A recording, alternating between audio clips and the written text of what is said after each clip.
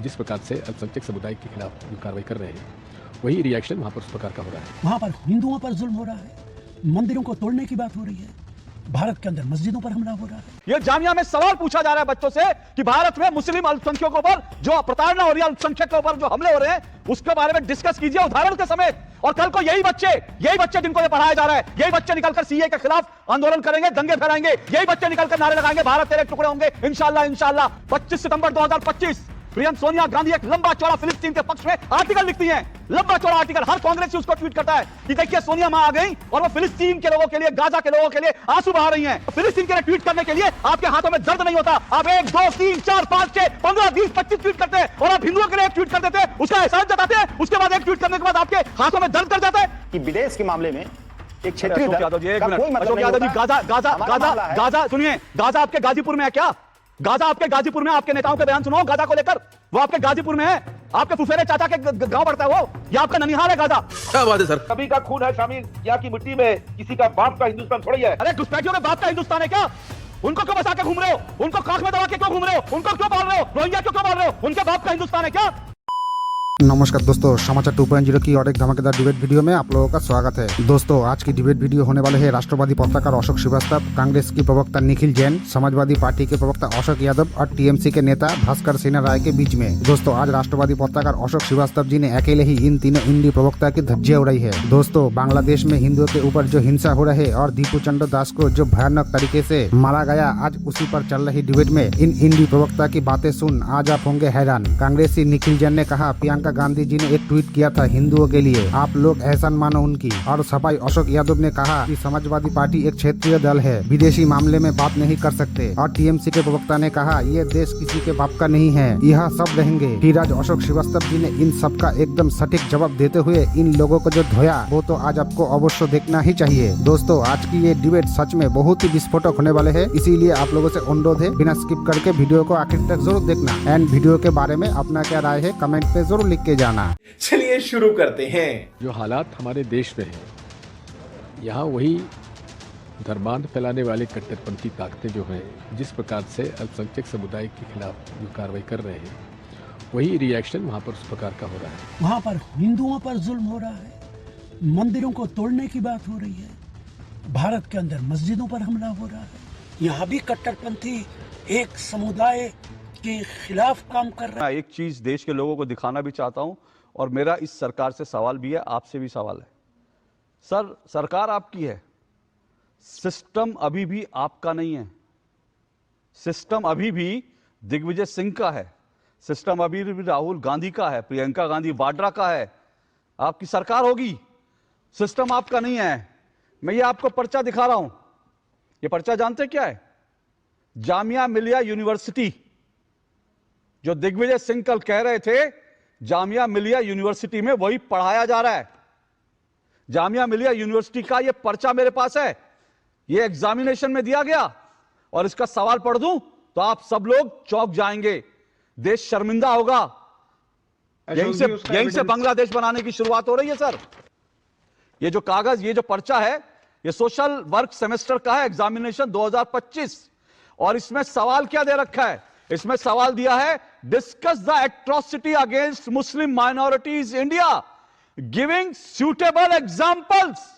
यह जामिया में सवाल पूछा जा रहा है बच्चों से कि भारत में मुस्लिम अल्पसंख्यकों पर जो प्रताड़ना हो रही है, अल्पसंख्यकों पर जो हमले हो रहे हैं, उसके बारे में डिस्कस कीजिए उदाहरण के समेत। और कल को यही बच्चे जिनको ये पढ़ाया जा रहा है, यही बच्चे निकलकर सीए के खिलाफ आंदोलन करेंगे, दंगे फहराएंगे, यही बच्चे निकलकर नारे लगाएंगे, भारत तेरे टुकड़े होंगे, इंशाल्लाह इंशाल्लाह। और यही बच्चे जो है सड़कों पर निकलकर कहेंगे एक आतंकवादी के लिए नारे लगाते हुए कि अफजल हम शर्मिंदा है, तेरे कातिल जिंदा हैं। धनंजय गिरि जी, आपकी सरकार होगी सर, सिस्टम को दुरुस्त नहीं करेंगे तो इस देश में इस तरह के दीमक जो है पल रहे हैं, दीमक पल रहे हैं। जामिया यूनिवर्सिटी है। अशोक जी, ये बात से मैं बिल्कुल आपके साथ सहमत हूं, पूरी तरह से सहमत हूं कि सिस्टम में ऐसे घुन, ऐसे दीमक लगे हुए हैं। उससे भी बड़े कहनी एक बात हमें इस मुल्क के पहरेदारों से संभल के रहना, घर के भीतर छुपे हुए गद्दारों से जो खबर फायर देता है इनको सेकुलर बात बंद करके। देखिए जी, 30 सेकंड आपके, उसके बाद मैं आपसे बात करूंगा, बोलिए। धन्यवाद अशोक जी। ये लीजिए, ये प्रूफ मैं अपनी स्क्रीन पे दिखा देता हूं, आपके दर्शक देख सकते हैं। 16 दिसंबर 2024 1:38 PM इंडियन एक्सप्रेस का आर्टिकल है। प्रियंका गांधी ने सरकार को बोला कि हिंदुओं पे जो अत्याचार हो रहे हैं बांग्लादेश में, उस पर अपनी आवाज उठाइए, चुप मत बैठे रहिए। 4 PM का आर्टिकल है इंडिया टुडे का 16 दिसंबर 2024, जिस दिन प्रियंका गांधी ने फिलिस्तीन वाला बैग कैरी करा। बिल्कुल सेम डे पे स्टेटमेंट दी गई और अगले दिन बांग्लादेश का बैग उन्होंने कैरी करा। अपने चाल में फंस गए, अपने चाल में फंस गया। ये प्रियंका गांधी वाड्रा हो या कोई भी हो, जो ठीक है ये बैग लेके फिलिस्तीन का जा रहे हैं और आवाज हिंदुओं की उठा रहे हैं। नहीं, मैं आपसे बताता हूं, सुनिए पूरा घटनाक्रम, 1 मिनट, पूरा घटनाक्रम मैं बताता हूं और संसद को कवर करने वाले रिपोर्टर से पूछिएगा। जिस दिन वो फिलिस्तीन का बैग लेकर गई, लोगों ने उनसे सवाल पूछा, तब उन्होंने कहा कि हां सरकार को बांग्लादेश के मामले में आवाज उठानी चाहिए। क्यों? क्योंकि वो फिलिस्तीन के लिए बैग लेकर गई थी, तब उन्होंने बयान दिया। और उसके 2 या 1 दिन बाद वो उसके बाद हिंदुओं का बैग लेकर पहुंची। ये उसी दिन की, हाँ तो फोटो कहां से आ गई? फोटो कहां से आ गई? 16 तारीख को, 16 तारीख का उनका बयान था। निखिल जैन इतना भी मत, निखिल जैन इतना भी, अब रुकिए, रोक दीजिए, अब रोकिए। अब ये मुझे, अब ये दर्शकों को कंफ्यूज, अब इनकी आवाज बंद कीजिए, मैं इनको बता रहा हूं क्या हुआ, बंद कीजिए। प्रियंका गांधी वाड्रा फिलिस्तीन का बैग लेकर संसद में पहुंची थी और फिलिस्तीन के लोगों के लिए आवाज उठाने पहुंची थी। और तब उनसे सवाल पूछा गया कि आप फिलिस्तीन के लिए तो बोल रही हैं, लेकिन आप बांग्लादेश के हिंदुओं के लिए, तब उन्होंने कहा सरकार को कुछ करना चाहिए, नहीं तो एक ही खबर में फिलिस्तीन का बैग और हिंदुओं की खबर ना होती। बैग फिलिस्तीन का है, बयान हिंदुओं का है, क्योंकि वो रिएक्शन है। और मैं ये कह रहा हूं, जिस दिन उन्होंने बयान दिया उसी दिन हिंदुओं का बैग क्यों नहीं था? क्योंकि उस दिन तो फिलिस्तीन का बैग था। और निखिल जैन, आप सुनिए, निखिल जैन ने मुझे बहुत पर्चे दिखा, मैं दिखा रहा हूं। निखिल जैन सुनिए, निखिल जैन सुनने की आदत डालिए। मुझे बताइए, कांग्रेस वर्किंग कमेटी का प्रस्ताव था फिलिस्तीन के खिलाफ, फिलिस्तीन के पक्ष में था कि नहीं था? CWC का प्रस्ताव था। सोनिया गांधी का ये आर्टिकल है, आर्टिकल क्या कहता है? सोनिया गांधी का आर्टिकल कहता है, India muted voice it's detachment with फिलिस्तीन। 25 सितंबर 2025 प्रियंका सोनिया गांधी एक लंबा चौड़ा फिलिस्तीन के पक्ष में आर्टिकल लिखती हैं। लंबा चौड़ा आर्टिकल, हर कांग्रेसी उसको ट्वीट करता है कि देखिए सोनिया मां आ गई और वो फिलिस्तीन के लोगों के लिए, गाजा के लोगों के लिए आंसू बहा रही हैं। लंबा चौड़ा आर्टिकल। और आपने प्रियंका गांधी वाड्रा की बात करी निखिल जैन, अब मैं आपको बताता हूं प्रियंका गांधी वाड्रा, अब जरा ध्यान से सुनिएगा। प्रियंका गांधी वाड्रा का बिल्कुल एक ट्वीट है, अब आप बड़े ध्यान से सुनिए। एक ट्वीट है हिंदुओं के लिए, फिलिस्तीन के लिए कितने ट्वीट हैं गिनना शुरू करूं? मैं गिनना शुरू करूं, अभी गिनूंगा, लेकिन उससे पहले एक बात और बताऊं। ये जो निखिल जैन ने कहा कि ट्वीट है हिंदुओं के लिए, वो ट्वीट हिंदी में है। अब ये ध्यान से सुनिएगा, पूरा खेल इसी में आपको समझ आ जाएगा। हिंदुओं के लिए हिंदी में ट्वीट है। क्यों हिंदी में ट्वीट है? क्योंकि आपको इंटरनेशनली अपने आप को नहीं दिखाना कि आप हिंदुओं के साथ खड़े हो, आपको भारत के जो कांग्रेस के साथ जो हिंदू जुटे हैं ना, उनको दिखाना कि देखो भी हम तुम्हारी भी बात करते हैं। लेकिन फिलिस्तीन पर जितने उनके ट्वीट हैं, 13 ट्वीट, एक ट्वीट अंग्रेजी में है। अगर प्रियंका गांधी वाड्रा एक ट्वीट अंग्रेजी में कर देती हिंदुओं के लिए तो वह इंटरनेशनल न्यूज बनता, लेकिन नहीं, हिंदुओं के लिए हिंदी में ट्वीट करना है क्योंकि भारत की ऑडियंस है ना, इसको बेवकूफ बनाना है, लेकिन अंग्रेजी में ट्वीट ताकि इंटरनेशनल खबर पड़े। तो फिलिस्तीन के लिए ट्वीट करने के लिए आपके हाथों में दर्द नहीं होता। आप 1, 2, 3, 4, 5, 6, 15, 20, 25 ट्वीट करते हैं और आप हिंदुओं के लिए एक ट्वीट कर देते हैं, उसका एहसास जताते हैं, उसके बाद एक ट्वीट करने के बाद आपके हाथों में दर्द कर जाता है कि आप दूसरा ट्वीट नहीं कर सकते। ये इस हिंदुओं के साथ हो रहा है, ये इस देश के हिंदुओं को देखना चाहिए। कौन कर रहा है ये और क्यों कर रहा है ये? तू समझा? हाँ। आज एक बात योगी आदित्यनाथ जी ने कही, मुझे बहुत अच्छी लगी, और उन्होंने कहा कि भाई विधानसभा में एक निंदा प्रस्ताव आए, विधानसभा में एक निंदा प्रस्ताव आए, और उन्होंने कहा कि बहुत अच्छा हो विपक्ष ये निंदा प्रस्ताव लाए। तो क्या समाजवादी पार्टी उत्तर प्रदेश में बांग्लादेश में हिंदुओं पर अत्याचार जो हो रहा है उसके लेकर एक निंदा प्रस्ताव आप लाएंगे? बीजेपी सपोर्ट करेगी। अशोक जी, चूंकि मैंने इसके पहले ही कह दिया कि विदेश के मामले में एक क्षेत्रीय अशोक यादव जी, एक मिनट, कोई मतलब अशोक यादव जी, गाजा सुनिए, गाजा आपके गाजीपुर में है क्या? गाजा आपके गाजीपुर में, आपके नेताओं के बयान सुनो गाजा को लेकर, वो आपके गाजीपुर में है, आपके फुफेरे चाचा के गांव पड़ता है वो, या आपका ननिहाल है गाजा? क्या बात है सर, क्या बात है सर। गाजा पे आपके नेताओं का बयान, तब आप नहीं कहते कि विदेश का मामला है, तब आप नहीं कहते विदेश का मामला है। चीन पर आप लोग छाती पीटते, तब आप नहीं कहते विदेश का मामला है। हर मामले को मैंने हिंदू आपसे मुस्लिम, एक मिनट, देखिए, मैंने ठीक आपसे नहीं। सीधा सवाल पूछा, मैंने आपसे सीधा सवाल पूछा निंदा अशोक यादव, प्रस्ताव- एक मिनट, मैंने आपसे बिल्कुल, सीधा बिल्कुल, सवाल मैं ना, उसका सीधा सीधे जवाब दे सवाल रहा का सीधा जवाब, क्या सीधा आप जवाब, निंदा बिल्कुल सीधा प्रस्ताव जवाब। बांग्लादेश में हिंदुओं के खिलाफ जो हिंसा हो रही है, क्या आप निंदा प्रस्ताव लाएंगे?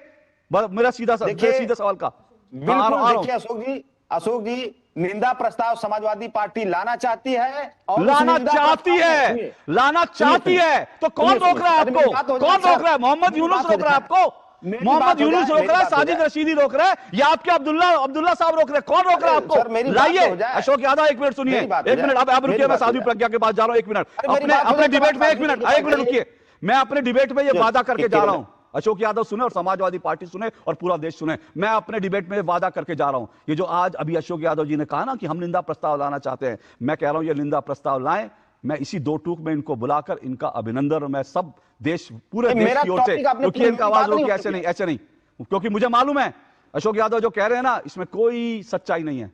मैं आपको दावे के साथ कह रहा हूं, समाजवादी पार्टी कोई निंदा प्रस्ताव नहीं लाएगी।